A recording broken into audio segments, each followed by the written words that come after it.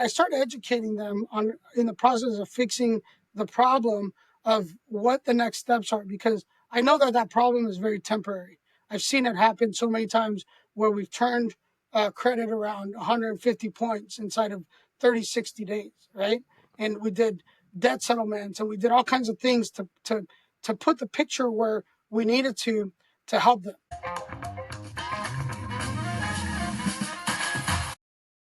Welcome to another episode of the Dre Smiley Inner Circle podcast. Man, Smiley, dude, you know, one of the many things we enjoy about the guests we have on here is the variety, the different types of guests we have on. Today's guest is one that I think you and I both have might have an affinity for. He is an entrepreneur. More specifically, he helps those who are business owners and helps them in a number of different ways in terms of creating legacy wealth, developing financial growth strategies. And he does this from his home base of Arizona nationwide. Actually, he's international now. He works with those in Mexico as well as in Colombia. Jimmy Rios is his name. He's an entrepreneur, founder of different ventures that focus on these areas. He has a podcast, which is called Eye Level to High Level.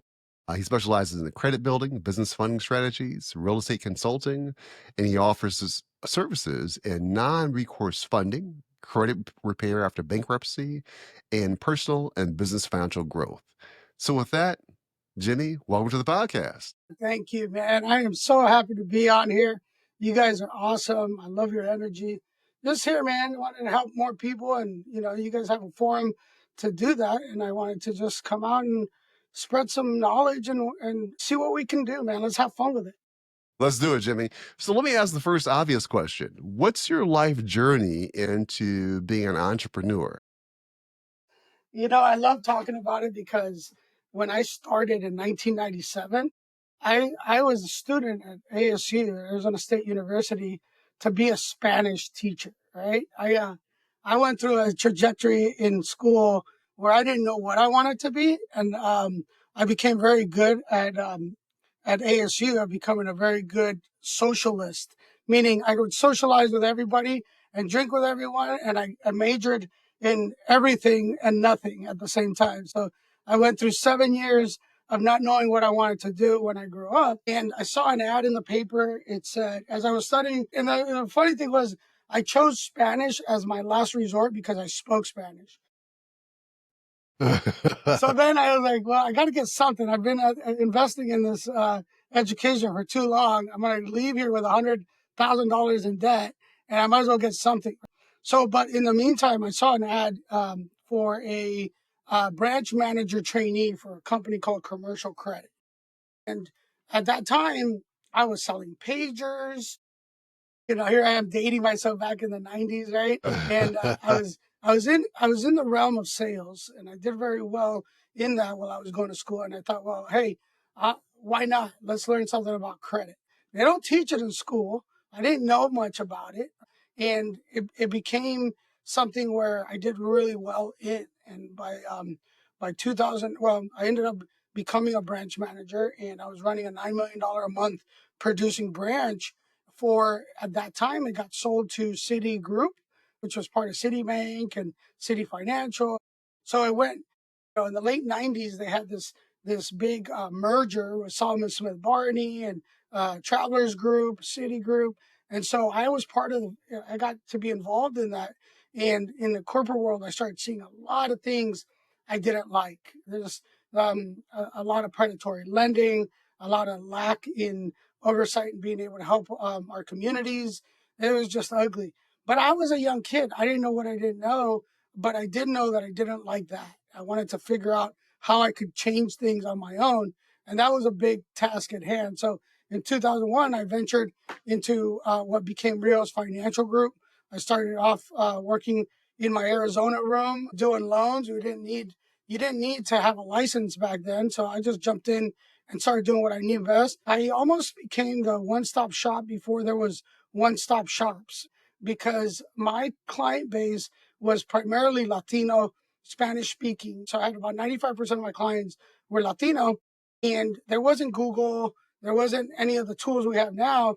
So they came to me and I needed to get them approved. I would get them approved. I'd go through the credit challenges that they had, and then I'd do their taxes. I'd do their insurance. I would help them with everything that encompassed the life cycle of a client's needs. I would do a very vehement needs analysis that went further than just a loan. And that spurred in my head an idea that if you can find the need for these individuals and you can show them the trust in helping them get to the next level in their life, not just selling them a product, before social media and all these things, this is how I got more clients, because now I became a trusted advisor in their world and they started thinking of me in higher levels. And so they started bringing everybody for a consult. And they thought because I had a degree or I was a notary or that I could do some of these things, that I could do it all. And I couldn't. It was impossible.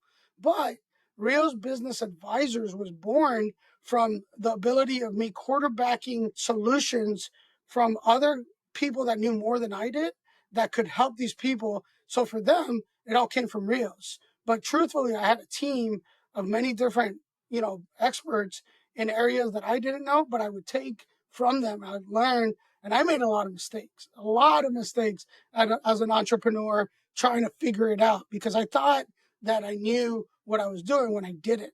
So I got audited by the IRS because I tried to do my own taxes. I had two businesses that I went into business with, that partnerships with, that failed because of bad relationships. The different things that, as a young entrepreneur, instead of getting the help that I should have, I just did it on my own. And I took note. And I even went through my own bankruptcy. I had to fix my own credit. All these things over 25 years of, I say, being in the trenches and digging holes for myself to only try to come back to ground zero to then try to elevate. So it was never like people think because they see on Facebook, I travel, I do all these things. Man, they don't know that I'm up till 2, 3 in the morning with my wife doing the same, getting things done because we have a flight at 6 and we know we're not going to have internet for a few hours. Or I go on the plane and I purchase the internet so I can finish a file so we can keep going. And truthfully, even though I love doing what I do, I've learned to delegate. I learned to scale and do things because if I want to help more people, I can't do it all. You can't do it all yourself. Let me ask you a question, Jimmy. So as you share that, a couple things come to mind. You mentioned, going back just a bit, you mentioned how you help people with their needs as it relates to managing their finances, things like that. What's the common thread that you found as it relates to the mistakes they have made, the general needs that they have? What's the common thread? Let me tell you, there's almost nobody that I talk to that doesn't know like the ins and outs of their credit profile and how that affects them personally. They might have an inkling of understanding because you get your credit karmas and of the world and they get a snapshot, but they're so prone to just put it under the rug because they don't know any better. And they'll go years in that world where they're chasing their tail when we can turn things around in such an efficient, faster way just by guiding them through the mess. Because I'll tell you what it is, a lot of it is shame. We have an internal shame clock that runs, and we don't want to let people see this other side because we think that we have it under control.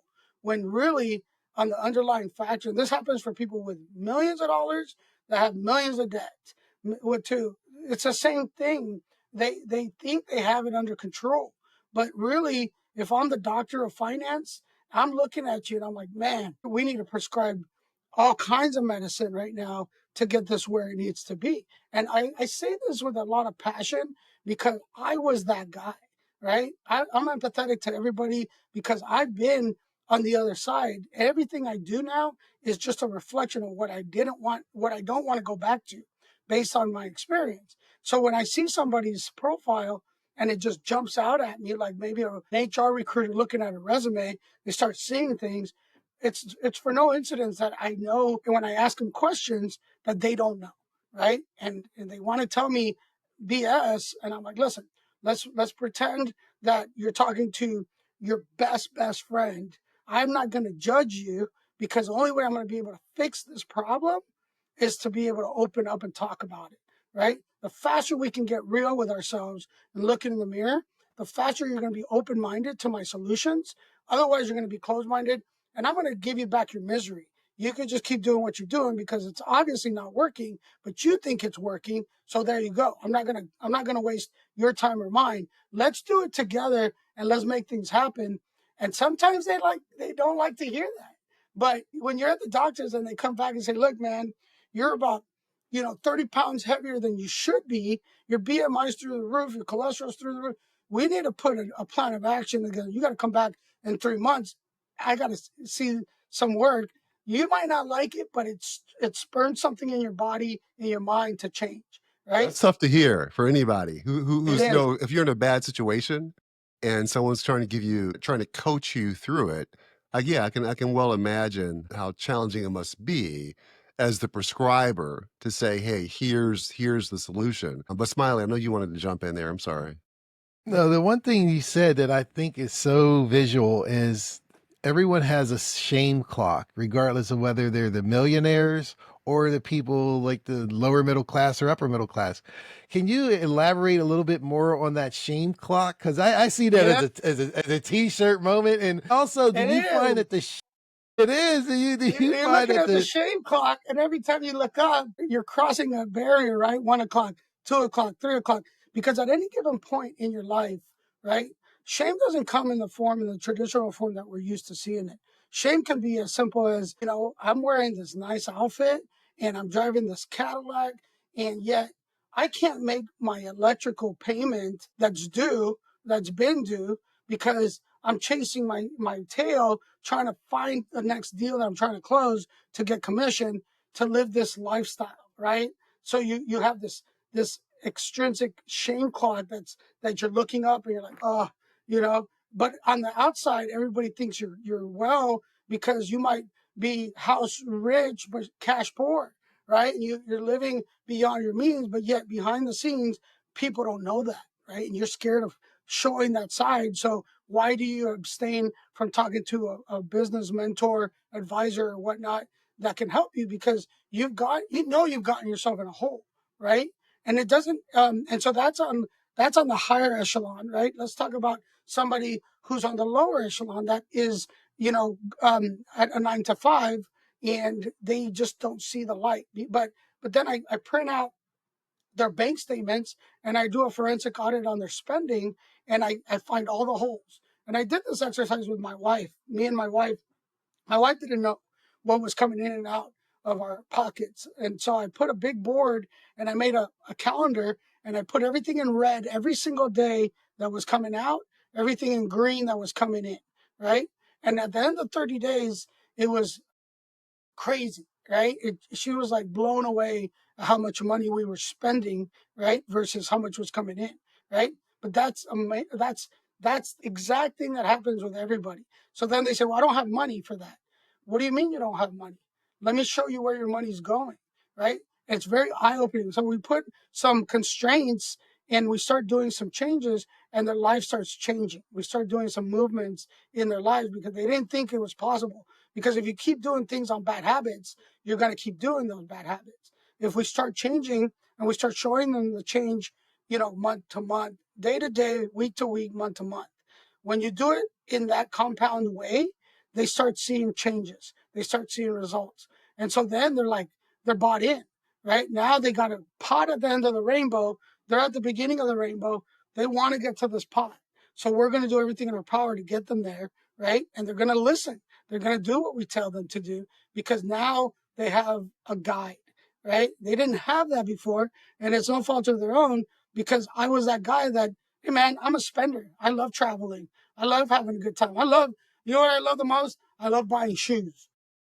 I buy a different pair of shoes that matches my outfits, and that's just that's my bad habit, right? My wife's like, well, you're worse than a woman. And I say, I just love my shoe collection. I like to pick and choose how I want. Yesterday, I was wearing green. She goes, what are you, a leprechaun? But I was wearing a nice green shirt. I like to match, There you go. But listen, I do it now when I have everything in order. If I have other priorities, the shoes are not in my hierarchy of needs. They take a back seat, right? My trips, all these things that I do, it's all very, very rightfully put into play, you know? You said something in the beginning. You said, I wasn't taught this in school. From your experience, why isn't it taught in school? I've been trying to find this answer for a long time as I developed my credit curriculum in Next Level Credit, our company that does the credit. And I do speak in high schools, right? And I got twin boys that are 16. My daughter is 19. And I got them going at an early age, understanding the mechanics of money and debt, right? And how money can work in your favor. And the reason why it's not taught in schools is because the people that are teaching it don't know. So they're very blind to the fact, right? And you can't just pick up. See, I have a bunch of books back here, and if you don't put those books into action, you're never gonna be able to teach it. You have to live through it, and unfortunately, because of that, there's a lot of people that are deficient in being able to teach a subject, right? I talk a lot in my podcast and my world about how to use money to debt for that matter, because not everybody has liquid assets, liquidity to do what they want to do. So we have to go into debt. But what if I showed you how to use debt, get rid of the fear of what debt is, right? Understand that there's three types of debt, right? Constructive debt, constructive debt, and there's a productive debt, constructive debt, and I'm losing the third one. It'll come to me. It'll come to Anyways, you. when we talk about these debts, everyone has a role, right, inside of those debts. If I can put constructive debt to work in my favor, I'm going to turn an asset and make money for me, right? And they don't teach that in school. Everybody puts their money in the bank, right? And that's get paid, and then all their money gets paid to other things. Nobody pays themselves first. Nobody has different buckets to be able to solve for, the 6 months reserves, all these different things that we need so we don't go into bad habits of using credit in a destructive way, right? And Yeah. where it's not unproductive debt, destructive debt, and productive debt, right? Unproductive debt is very simply we use our credit card and we don't do anything with it, right? We're basically buying things that lose value. Destructive debt is utilizing debt to go to Vegas and just blow money or drugs or alcohol because it doesn't do nothing for you. And constructive debt is me taking a loan at 0% interest for 18 months and using arbitrage in one of our programs to make daily interest on my money. So every month I'm making 20, 30, 40% on my money, and I borrowed it at 0 to 10%. Even hard money at 12%, I'm only paying 1% per month on my money. But if I'm making 10% on my money, I just made a 9% arbitrage on borrowed funds. Let's So talk you more make, about that. Yeah, yeah, let's talk more about that. But business credit, right? So yeah, business totally. credit, talk to me more about two areas. The first I want to start with is how to build it. Yeah. So business credit is not as difficult as people think. I wrote a book on Amazon called Decoding the Mystery of Business Credit. And Coding the mystery of business credit. Okay. I Decoding the like Mystery of Business Credit. And it's on my website at riosbusinessfunding.com. There's a flip book in there that you can get for free. I'm old school. I buy my books and I highlight and I go back and I put markers in there on things that I need to go back on. But it's really good because what I did was I took notes over years on how I was doing it to build my credit, and I was doing a lot of research. And I teamed up with attorneys to help me look at different ways to do it, right? And so here I am again, going to others that are smarter than me or exposed to other tricks of the trade that I just didn't know, and I applied it, right? So we can do the same now. We have companies like nav.com that give us a lot of tools that are able to help us utilize their tools, their systems to start building our credit, right? Now, you do need to have an LLC, right? So if you're in the gig economy as a solopreneur, it's not difficult to set up the documentation to get an EIN number and have the basics needed to start borrowing money. Now, to do it right, to do it properly, there's a couple ways to do it. and I'll even give you guys my cheat code, is you start with net 30 accounts that start showing what the business does with paying back debt. Debt in business is funny because as soon as you start showing that you're not paying just every 30 days, but you're showing cash flow, so that if I buy something, I just pay it off like 10 days later, right? Not on the due date, but showing a consistency of taking money and paying it, taking money, borrowing over here and paying it, right? The credit score goes up higher the faster that you pay that. So you start with net 30 accounts with, and I put a list of companies that do net 30s, and you don't have to do this forever because soon you're going to start leveraging your personal credit to start getting regular credit cards, right, through the business. And ultimately, you won't even need to use a personal guarantor, right, utilizing your credit. You'll just use the strength of your own business credit. But you're going to need to get it done in Bradstreet number, right, which you can also get through nab.com, right? And it's easy. You just set yourself up. Now, when you do go and set up your business, right? Many people they're in their house. They'll put their house address, they'll put their cell phone.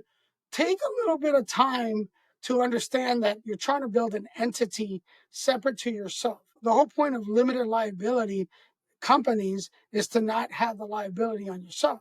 But what does every entrepreneur do? They bootstrap utilizing all their personal information. So if a pandemic happens or one of these winds of change happens, the first thing that suffers is your business or your personal assets. Is that where you want to use a virtual address? Yeah, you can use, there's a lot of different virtual companies online that will provide an actual address, right, to be able to use to get your mail and to use it for that purpose, right? That way You you're also, separated, the entity is separated from you. right, correct. Gotcha. Plus, Gotcha. many times, underwriters, right, when we go to do the funding, they're going to do a snapshot of where that location is, right? So if you see a commercial type of building, even if there's 100 virtual offices in that building, it's better than showing your house, right? When they do your Google search and look for, your company.com, and all of a sudden they see you outside mowing your lawn or whatever, like it just doesn't give the credibility. Everything is structure and presentation, right? If Right. I'm presenting, and that's another thing that I go to is that we've built corporations that have 4 or more years on paper, and we sell these corporations to be fundable, right? What that means is that we built these corporations with all the bells and whistles. So when we get you going in our program, we can actually purchase through the profits that are made in our company for your company. We can purchase a corporation that's already built, and we can get a $500,000 line of credit with 0% interest for 2 years. Now you can borrow from your own company. You don't pay taxes on money borrowed. You pay taxes on capital gains, on profits that you make, right? So why wouldn't it make sense if you're going to have to pay taxes on this, take money from your capital that you're making and purchase a business that is on paper yours and you can borrow from. Now you use the leverage from your 0% interest line of credit to do the things that we talk about. I There's love that. never a barrier of entry. When I tell you, look, you need to put a marketing plan. We need to hire this. We need to purchase this. There's never a barrier of entry to do that because we've structured a blueprint for success. The first thing people do is, I don't have the money. If I had the money, I would do it. Tell me Well, this: is yeah. that what you would call? And I'll pass it to Smile here in a second. Is that what's called non-recourse funding, or is non-recourse funding something different? No, on that line, there's recourse funding in the form of, when you go to borrow something, when you go buy a car, and if you don't pay the car, the recourse for the bank is to take your car, right?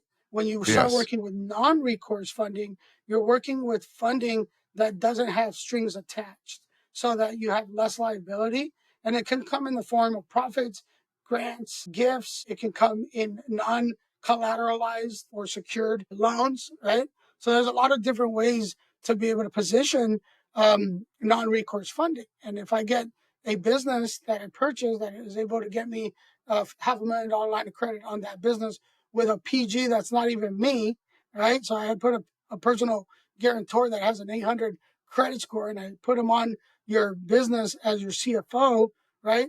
The presentation I give to the banks and the institutions that we get the money from counts way more than you trying to do it your way, going to the bank, throwing the application against the wall, hoping that it sticks, because 99% of the people do it that way, right? They don't even know if that bank even lends in that niche of industry that you're doing. They don't even know their NAICS code for what they're doing.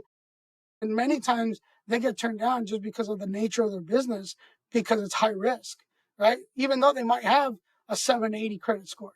They don't know these things, or they don't know they can borrow money based on the strength of the deposits that they show versus the credit score. So what if I was able to get you an ugly loan and then turn it pretty by fixing your credit within 30, 60, 90 days? So we cover your ugly debt over the course of 90 days so that we can put you in a pretty position. People And will do a this pretty all day position long. means pretty position, and I'll pass it to Smiley here in a second. A pretty position simply means a better rate. A better term, a better rate, better. It's just, we have to leverage in some form to get you over the hump, right? To get you over the bridge. And sometimes you got to go ugly to go pretty.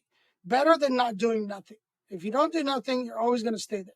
Because we talk about compound interest in the way that we do, every day counts in our format. So if we go ugly, I don't care going ugly, because it's inconsequential how much my interest rate is going to be if I'm making money every day that's going to double or triple whatever the cost is, right? Hard money fix and flippers do this all the time. They go to a hard money lender to buy a property so that they can fix it up and sell it in 90 days. They don't care what the rate is, and they don't care what the cost is, because they've already built in those costs in their margins on the assumption that they're going to sell. The problem with that model is what happens when that model doesn't work because they couldn't sell the property. Now you're stuck holding the bag trying to pay that debt on the debt service coverage, right? Then it blows up your margin, because if you had a 30% margin, now every day counts. Now you're at 20, now you're at 15, right? So we've built in a program to use debt service coverage inside of the money we borrow, so that for 6 months or 3 months or whatever that time frame is, you're not paying the debt service for that time. It's coming out of our blueprint. And the money that we put into work is working for you. So now you got your two hands doing what you do best. You got a third hand coming in as a sweeper and paying off the debt, right? But now you got extras from that money. So now you can position yourself so when we're ready to deploy our marketing plan or hire more people or whatever the plan is, you don't have any barriers of entry. We've already solved for those X's and Y's. That's where we become very effective as an advisor and as a mentor. I think what you talked about is so fascinating. And in the Dre's introduction, you said you started from credit and financing, and then you also mentioned your kids, the twins and their oldest daughter. So that journey, let's say someone comes to you, they're a young couple and they have crazy, ugly credit, etc. And then you went all the way up to, in your introduction, to legacy building and wealth. That's a huge arc. Do you, with your business, do you work with someone, say from, let's say, because you could be in debt at any age or any year, but let's say from the beginning of the time they meet you all the way to this fascinating stuff with the business, do you see, okay, Dre and Kevin or Smiley comes in, it's like, okay, they're at this situation, credit's crazy, credit score 300, whatever. Your goal is to see this person as, I'm going to get them on the other side of the rainbow where they have good credit, they have their business, they have these non-recourse loans, and they're thriving? Or is it just to fix the bleeding here and let them go? Or do you create a whole life plan? The traditional mindset would be get them a product of what they need right now.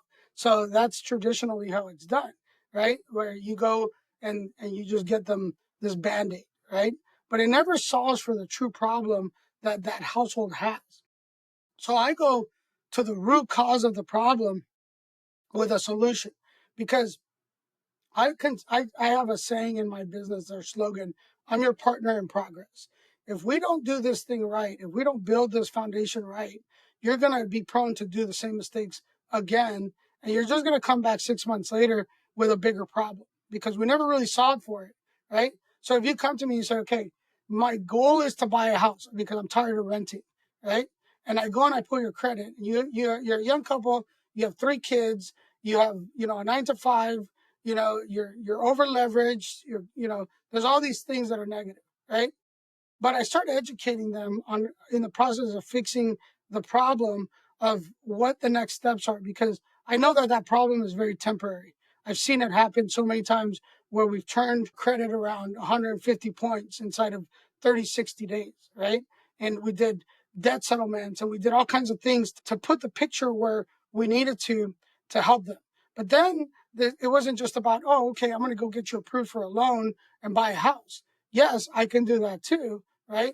But what if we thought this out a little bit and said, okay, what if we put money, the down payment money you're going to be putting, right?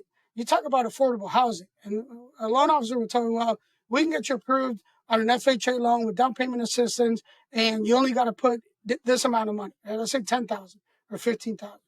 What if I told you it'd be a better way if we put that money to work inside of 3 to 6 months? Now you have 100 to 150,000 that we can put down, buy down the rate.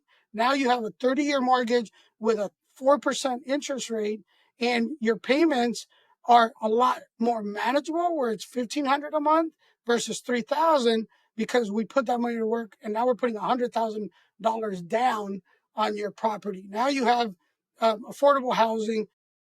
You have instant equity. Now that equity, it's not meant to just sit there like a golden trophy.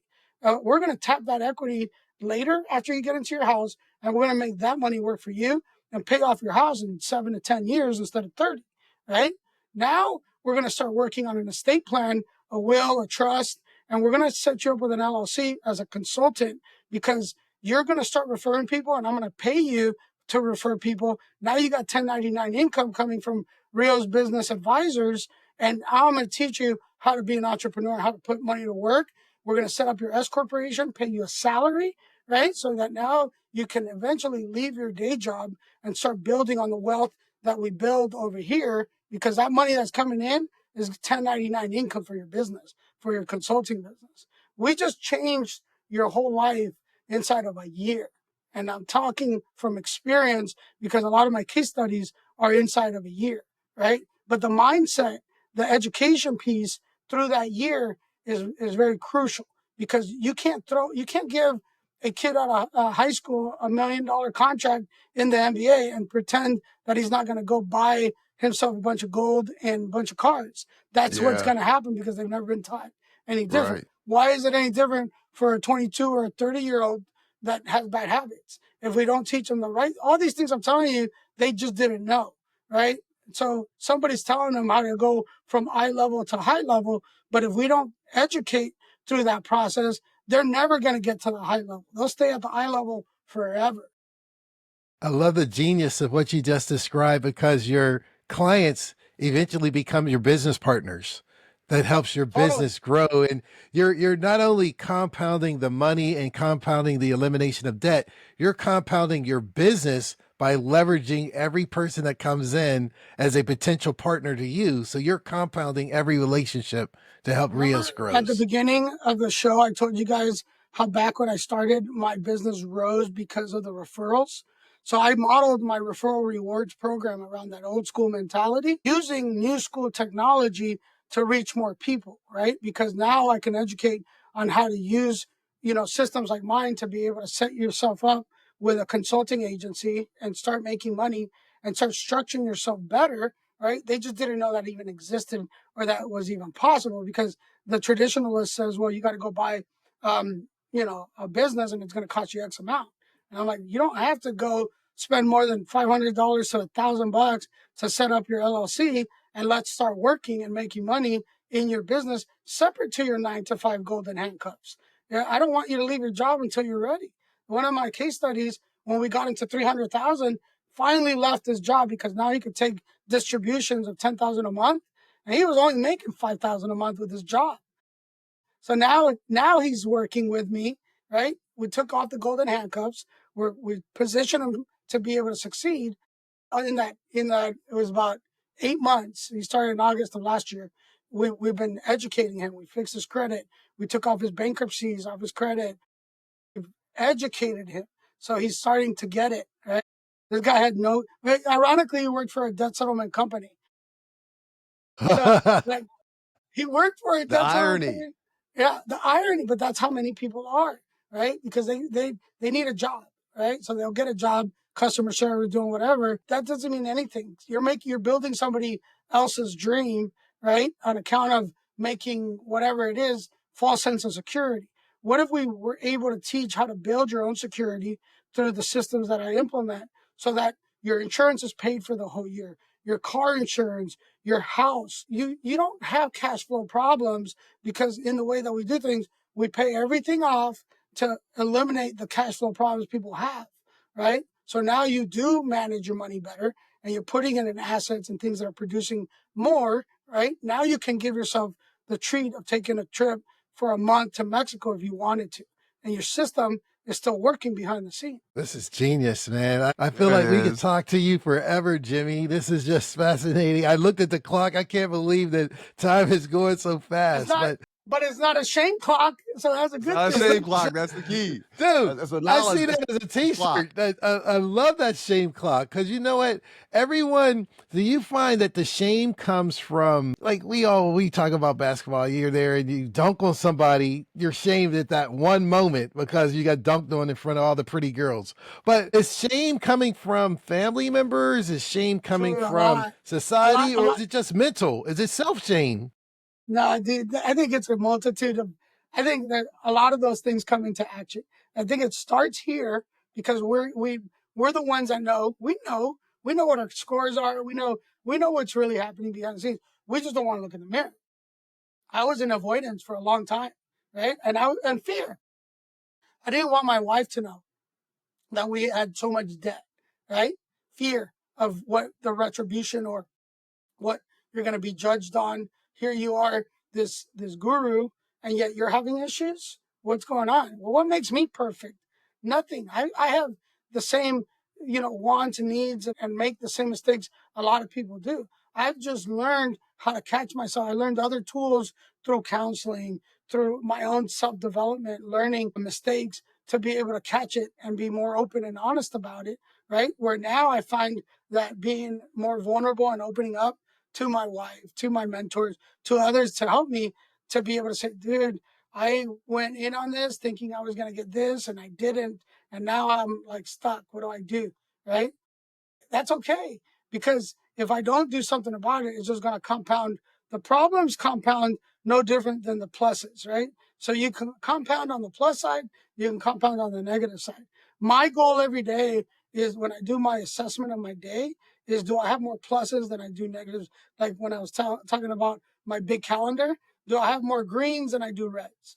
If I can attest for my day today and say I have more greens than reds, in whatever format, in my relationships, in my work, in my health, in my workouts, in how I eat, right? Let's look at eating. How many times do I go to the restaurant and I choose a hamburger with fries versus a salad with chicken, right? This side is emotionally better for me, right? I want it, right? It gratifies me. But is it physically better for me? No, it's not, right? This one would be, right? So you're fighting constantly the demon and the angel, right? In everything that we do, right? So we need to start thinking of our days in that plus minus categories and compound every day on more things than not. Darren Hardy wrote a book called The Compound Factor, and he talks a lot about that, right? It's very important to compound daily on everything that we do. So when you want success in life, you have to compound in everything, right? And if you can start accounting and being responsible for your own actions through that, trust me when I tell you my relationship got better. My relationship with all my business partners and everything that I do is a reflection of those day-to-day actions. And I can tell the difference when I don't do those actions, right? Where maybe I didn't make the calls to some clients that I should have, right? Well, now they're going up the ladder to other people and it compounds negatively because I should have just picked up the phone and took care of the problem then, right? It's such a small thing, but such a big thing in the big picture, right? Because now the person has a bad perception that I'm not getting back to them when I told them I would. That talks about my ethic or my character, right? Which is one of the 5 C's of credit, character, right? We never talk about that, but What are the character is other a big 4? part. What are the other 4? So The you 5 got C's of got capacity, collateral. You have, hold on, I got it over here. And it's important to understand these because many people don't know what the 5 C's of credit are. And it's very important to understand those 5. So you got they're keys to success, right? character, that refers to the borrower's credit history, reputation, overall trustworthiness. Capacity, the borrower's ability to repay the loan, consider their income, expenses, existing debt. Then you got capital, that refers to borrower's financial resources, personal investment, savings. Then you got collateral, assets that can be used to secure the loan, right? More of the recourse funding side of it. And then you got conditions, which are external factors like the overall economic climate, industry trends, things that many times are out of your control, but you need to pivot. You need to pivot and you need to find the ways to get the help to help you through those, right? All Jimmy, those 5 factors. Yeah. I'm sorry, all those 5 factors play a role. I just wanted to share, I'm going to get this book, the one that you wrote, Decoding the Myths of Decoding Business the Finance. mystery of business The credit. mystery of business finance. Yeah. And just want to confirm, that can be found on Amazon. Is that right? Yes. It's Okay. on Amazon for like $16, or on my website, you can get the flip book and it's Okay. for free. On the first page, when you scroll down to riosbusinessfunding.com, if you scroll down, you'll find it and you can flip through it and you get a lot of nuggets of really good info. I think you sent that to us previously. And what I'll do is I'll add that to our show notes Yeah. for our listeners and viewers. We're going to transition to the final 4 here. Before we do, though, just want to ask. Already? Woo! I know, man. Like Smiley said, we could talk to you for 2 hours, but It goes quick. tell me this: what's something that we haven't asked you about that we should have? You guys have been pretty in depth. I love it. I guess maybe talking about planification in everything that you do. I know we touched a little bit on it, but let's get more into looking at the big picture, the big blueprint of what we want to do in life, not just a quick solution to a band-aid solution to something, right? Let's start talking about the bigger picture, right? Nobody likes to talk about your 5-year goals, your 3-year goals. Everybody wants to talk about the immediate here and now, which is instant gratification. Let's look at the bigger scope, because I think when we start talking to people and that's always the first thing I ask is, wait, like, I know you saw a video or something and you want to buy a house or you have problems with your credit, but tell me, what does it look like for you in 5 years? What's it that you want? If you could blink your eyes, what would that look like? And the reason I say that, if you see in the back, I have a kind of like my own little vision chart that I put Yeah. together. And I have, like, this huge mansion. I have like really nice food. I have, like, beautiful, like Aruba type. I got some books that I like to read. I got some, like, a private plane with leather seats and some success. Like, these visuals are things, places I want to go visit, right? The reason why it's so important to visualize and see things is because, like, I put it down and then I tell my wife, hey, we're going to go here in October. And I purchased the tickets and I plan my trip 3 to 6 months out, right? So, like, I'm already planning it was funny. I told my wife, I said, we're going to do, when the kids graduate, we're going to do 12 months, 1 month in a different city where we decide to go. We're going to rent a place. We're going to take our 2 dogs, right? And we're going to enjoy living in a different place for a month, every single month. And I went on ChatGPT and I found 12 places that were around what I wanted, based on being close to the beach, the weather, under $2,000 a month, right? Okay. Basically, so my lifestyle doesn't change because Right. it's basically a microcosm of what I pay now, just in Right. a different area.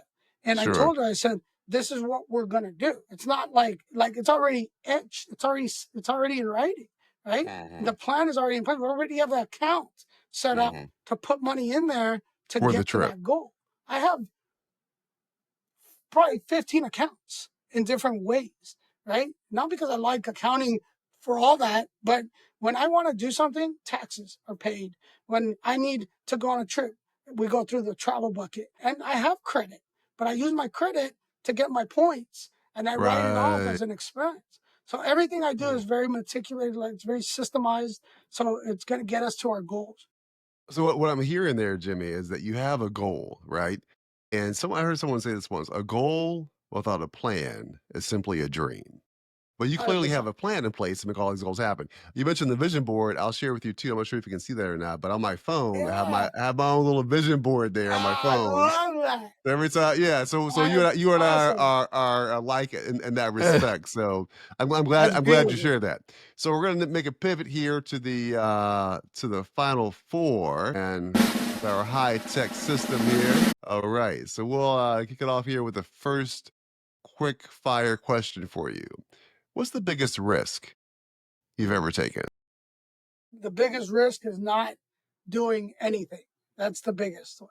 If you don't Okay. do nothing, you have no knowledge of what could have happened, and you're actually putting yourself in a disservice situation. All right, that's fair.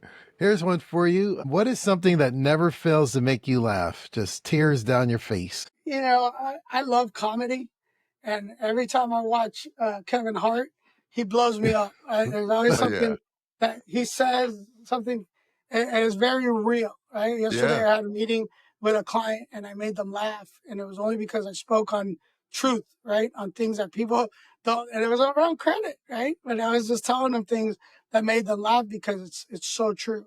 And when we start getting real with things, we take humor and it helps us. It helps us through the pain, right? So I love comedians like Kevin Hart that make us see things differently and actually get very accountable for things. But we can laugh at ourselves. I look back at my life and I laugh a lot of times with my wife when we talk about different things that happened, and mistakes that we made. Sure. Sure. Yeah, I love it. I love it. What's something you wish you were better at?